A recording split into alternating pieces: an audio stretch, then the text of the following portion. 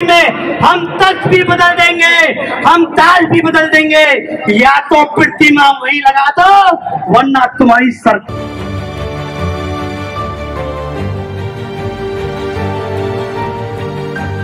भी बदल देंगे।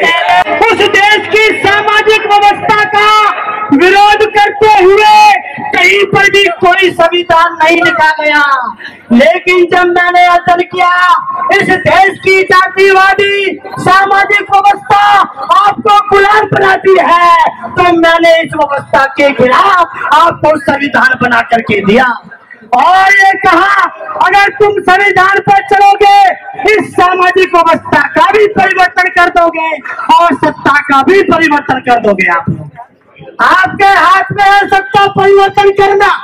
मेरे सम्मानित साथियों, बाबा साहब ने कहा अम्बेडकर को दबाने का प्रयास मत करना। विरोधी लोगों, अम्बेडकर को दबाने का प्रयास मत करना।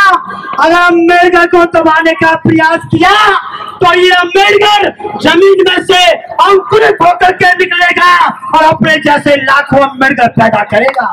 ये बाबा साहब ने कहा, निकले साहब काशीराम जैसे नए अम्बेडकर पैदा हुए जिन्होंने उनकी चूल को हिलाने का काम किया। हमारे साहब काशीराम ने उनकी चूल को हिलाने का काम किया। हम वचन देते हैं नौजवान साथियों, अपने इन सारे नेताओं को जिन्होंने इस मूवमेंट को यहाँ तक पहुँचाया, आपने साहब काशीराम का साथ देकर अगर हमको सीएम दिया है तो हम अपने खून की कुर्बानी देके तुम्हें देश का प्रधानमंत्री बना करके देंगे। इसलिए मेरा आपसे निवेदन है, मैं मंच का ध्यान रखता हूँ, फिर कभी आपके बीच में रखूंगा। क्या सारी महिलाएं जेल जाएंगी? सारी महिलाएं जेल आप जाएंगी? जाने को बिल्कुल तैयार हैं, एकदम तैयार हैं, डरते नहीं है जेल से। जब बाबा साहब नहीं डरे तो उसकी संतानें कैसे डर सकती हैं? बाबा साहब लड़ के आज हमें यहाँ पहुँचा दिया जमीन से आसमान में, तो हम कैसे डर सकते हैं? हम उनकी संतानें हैं, हम नहीं डर नहीं लगता आपको? नहीं, हम जेल जाएंगे के लिए तैयार? बिल्कुल तैयार हैं एकदम। बाबा साहब की इस मूर्ति वहीं स्थापित होनी चाहिए, बाबा साहब के सम्मान में, और सारी महिलाएं सारे जेंट्स आज संसद के मैदान में, तो यानी कि जेल जाने के लिए भी तैयार। बाबा साहेब भारत देश की शान है, आन बान शान है, और हम उनकी आन बान शान से मेरे को एक सवाल आया कि मैं आपसे वो पूछ लेती हूँ चलते चलते कि आज जो कहा जाता है वाल्मीकि समाज के कुछ लोग कहते हैं कि बाबा साहब ने सिर्फ जाटव समाज के लिए करा। मेरी बात सुनिए पहले पूरी।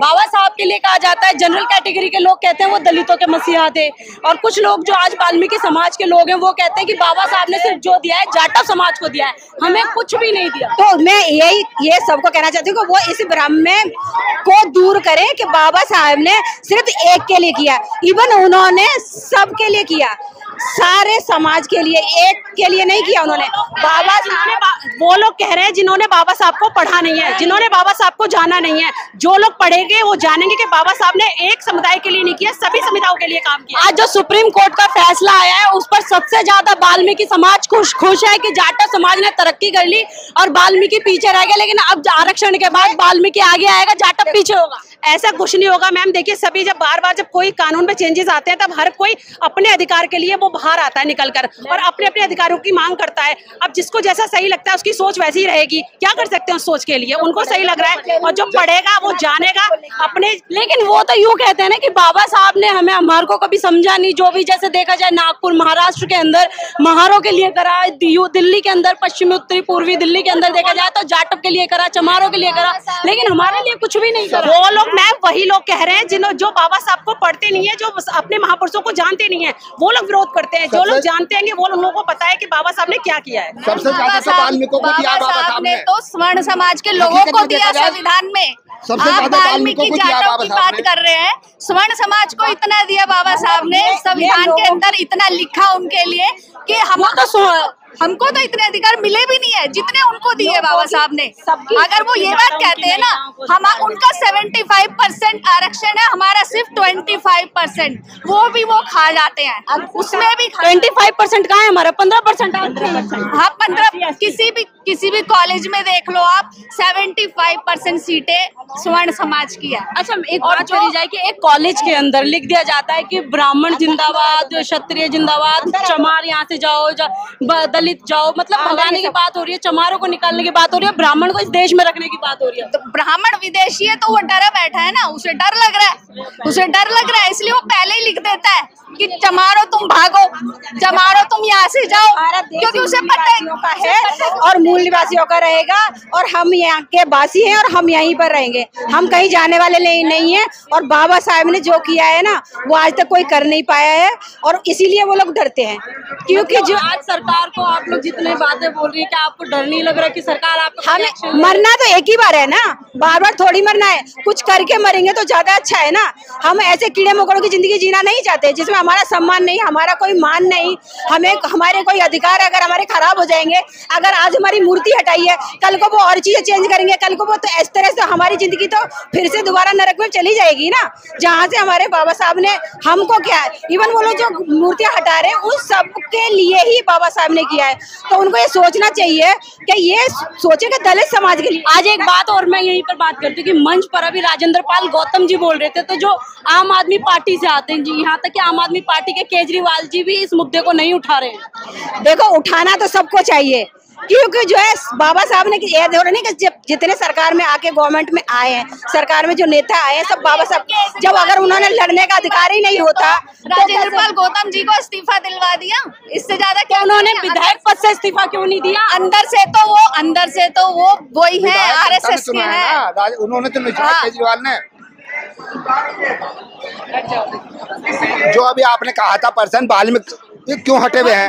आपने अभी कहा कि उन्होंने इस्तीफा दे दिया अपने पद से, लेकिन उन्होंने विधायक पद क्यों नहीं छोड़ा? जब बहुजन समाज उनके साथ था तो वो तो प्रधानमंत्री भी बन सकते थे। बहुजन समाज उनके साथ है, इसी वजह से उन्होंने इस्तीफा नहीं दिया, क्योंकि केजरीवाल ने नहीं चुना है उनको, राजेंद्र प्रसाद जी को, वो जनता ने चुना। जनता अगर कह दे राजेंद्र प्रसाद पाल जी आप इस्तीफा दे दो, कल को इस्तीफा दे देंगे। और बहुजन समाज ही अपनी सीट क्यों छोड़े मैडम? वो इस्तीफा कल ही दे देंगे, सीट क्यों छोड़े? लेकिन हम क्यों छोड़े? अगर छोड़ने तो केजरीवाल को बहुजन समाज सीट छोड़ने के लिए नहीं है, अब बहुजन समाज सीट लेगा। लेकिन अगर देखा जाए बहुजन समाज तो 500 रुपए में आज कहा जाता है बिक जाता है, उसको छोड़ो आप। लेकिन आज जो इतना क्राउड दिख रहा है ना वो ऐसे ही, वो तो एक दिन का 2 घंटे का क्राउड है। अगर ऐसा था तो बाबा साहब की प्रतिमा 3 तारीख की रात को हटी थी और 4 तारीख को रिजल्ट आना था। लगातार धरने हो रहे हैं, लगातार हो रहे हैं धरने, इसके लिए सिर्फ 2 घंटे का 2 घंटे का नहीं, जरूरत पड़ेगी तो महीने भर का करेंगे, साल भर का भी करेंगे। दे रहे हमें टाइम, पूरे दिन का परमिशन दे देना हमें, पूरे दिन के, हम पूरा दिन क्या पूरे जब तक ना लगेगी मूर्ति तब तक बैठे रहेंगे। चलिए, ये महिलाएं जो गाजियाबाद से आई थी, जो भारतीय जो इनका संघ बना हुआ है उससे ये महिलाएं थी गाजियाबाद की सारी, और इनका यही कहना है कि अगर बाबा साहब की मूर्ति नहीं लगती संसद में जिस जगह लगी हुई थी, तो भले ही इन्हें चाहे दिन बैठना पड़े चाहे रात बैठना पड़े धरने पर, ये बैठेंगी और बाबा साहब की मूर्ति जरूर लगवाएंगे। बाकी पूरी इस वीडियो के बारे में आपकी क्या प्रतिक्रिया है हमें कमेंट बॉक्स में जरूर बताएं, और चैनल को सब्सक्राइब करना ना भूलें और वीडियो को ज्यादा से ज्यादा शेयर करें ताकि हमारे बहुजन समाज की आवाज दूर दूर तक जा पाए। और जो बाबा साहब के अनुयायी हैं, जो अम्बेडकरवादी हैं, उनको भी आज यहाँ आना चाहिए था। ये तो सिर्फ अभी दिल्ली की भीड़ है, कुछ यूपी की भीड़ है, ये कहें कि महाराष्ट्र से हरियाणा से जो अभी लोग नहीं आए उन्हें भी आना चाहिए था। प्लीज इस वीडियो को ज्यादा से ज्यादा शेयर करें ताकि हमारा बहुजन समाज एकजुट रहे और एक ताकत रहे, ताकि हमारे बाबा साहब की मूर्ति लग पाए। जो 3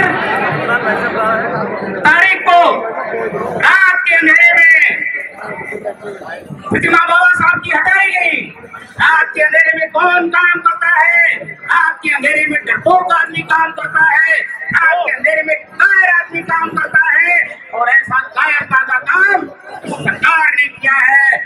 अगर उनमें हिम्मत थी तो जिनके उजाले में काम करना चाहिए था, डरपोक और कायर लोग जिन्होंने बाबा साहब का अपमान किया है, हम बाबा साहब का अपमान कतई बर्दाश्त नहीं करेंगे। जो संघर्ष समिति है वह तब तक आंदोलन जारी रखेगी जब तक बाबा साहब की प्रतिमा कहीं पर नहीं लग जाती है। साथियों, आज हम यहाँ से प्रण कर करके जाएंगे कि जब तक बाबा साहब की प्रतिमा वहाँ नहीं लगेगी हमारा आंदोलन जारी रहेगा, जारी रहेगा, जारी रहेगा। जय भीम, जय भीम, जय भीम। दूसरा, बाबा साहब ने 2 बात कही, उस पर अमल करना है। बाबा साहब ने मनुस्मृति जलाई, क्यों जलाई सोचना है। बाबा साहब ने पर सोचना है, उस पर अमल करना है। तीसरा, इंडियन जुडिशियल सिस्टम है, उसमें भी सुधार की जरूरत है। इंडियन जुडिशरी में सुधार की जरूरत है और ये सुधार सभी लोग ला सकते हैं।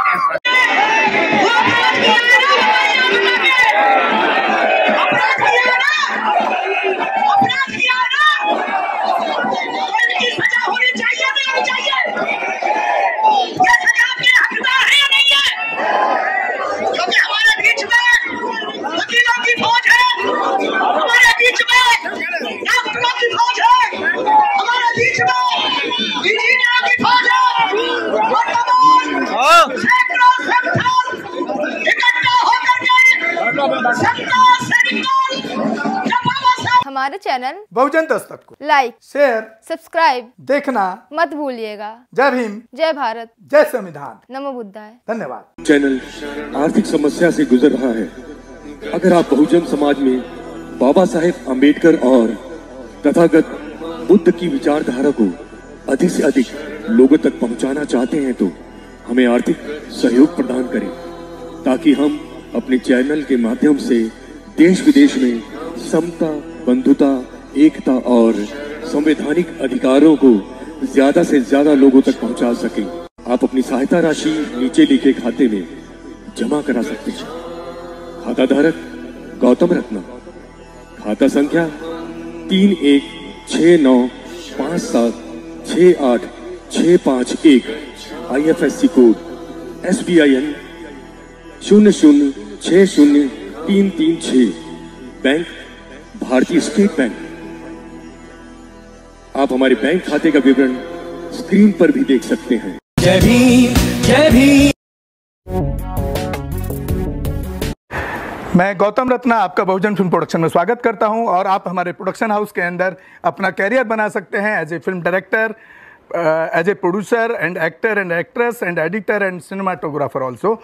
अगर आपको फिल्म से रिलेटेड कुछ भी प्रोजेक्ट आपको बनवाना है तो हमारे पास में पूरा सेटअप है, जिसमें फिल्म कैमरा है, शूटिंग लाइट्स है और एडिटिंग है। सारा A to Z एक ही जगह पर आपको हमारे यहाँ पर मिल जाएगा। तो दोस्तों, आप हमें कांटेक्ट कर सकते हैं हमारे नंबर्स पर 9810085714 और 8510005714। हमारे वेबसाइट पे विजिट कर सकते हैं www.filmserviceindia.com और हमें मेल भी कर सकते हैं gautamfilmsproduction@gmail.com पर। धन्यवाद।